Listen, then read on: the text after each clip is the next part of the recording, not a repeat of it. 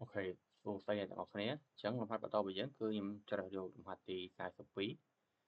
ញ្ចឹងតែលំហាត់ទី42នេះគឺផ្ដល់ឲ្យយើងចំនួន3 view ដូចគ្នា top view front view និង right view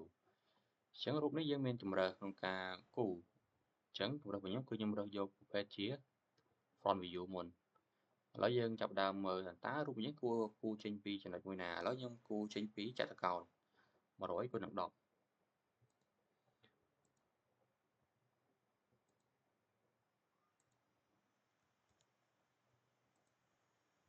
100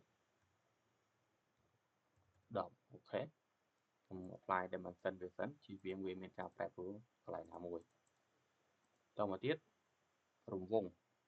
នេះគឺចម្ងាយវា50ពីនេះ30បូក20ដែលមានកប់ចិត្ត40និងកប់ចិត្ត20អូខេ40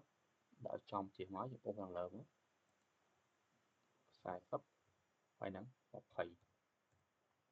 អូខេឥឡូវខ្ញុំមើលទៀតថាចម្ងាយពីនេះមកនេះ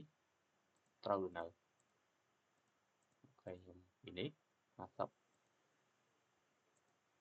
ហើយទៅបានតែ40ទេ50គឺ50ហើយខ្ញុំមានរង្វង់នេះមួយទៀតគឺ20ដែរចម្ងាយវាគឺ30ចុះខ្ញុំគូររង្វង់មួយទៀត20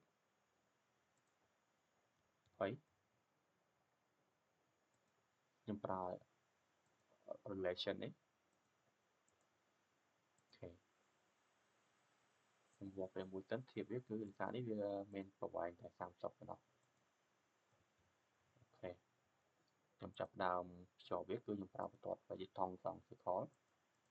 ចំនួនទាំងសងខាងអូខេហើយដូចគ្នាជាមួយនឹងអានេះដែរដាក់ឆ្លុះទឹកមកចាំយើងកាត់ចោលតាមក្រោយអូខេឡើងត្រៀមវាចោលនេះគឺអត់ចាំបាច់ចាំបាច់អត់ចាំបាច់អត់ចាំបាច់ចាំបាច់ទេអត់ចាំបាច់ដែរអត់ចាំបាច់អត់ចាំបាច់អូខេកម្រាស់គឺយើងមើលពីលើជាវិញ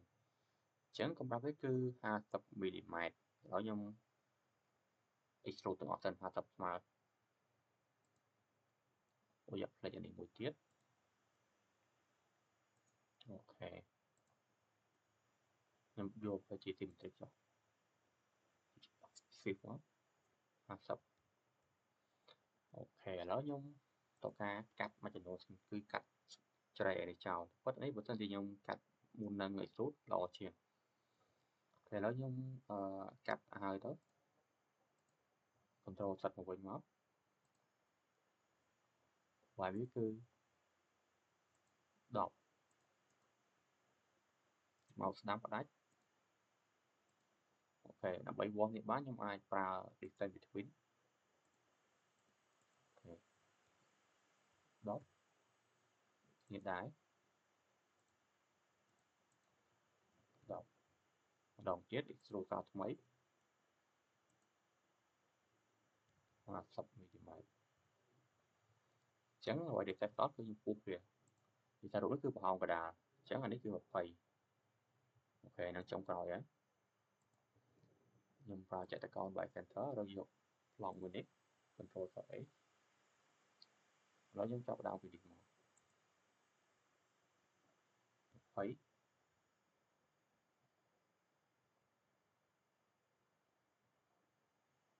ដល់នេះអូខេអញ្ចឹងចំពោះកម្ពស់វាប្រហែលគឺអត់សំខាន់ទេពីដល់នេះជា control វា shift ក៏បានដែរកាត់វាមកអូខេអញ្ចឹងរូបរបស់យើងគឺមានតែប៉ុណ្្នឹងហើយអស់ហើយអូខេអរគុណច្រើន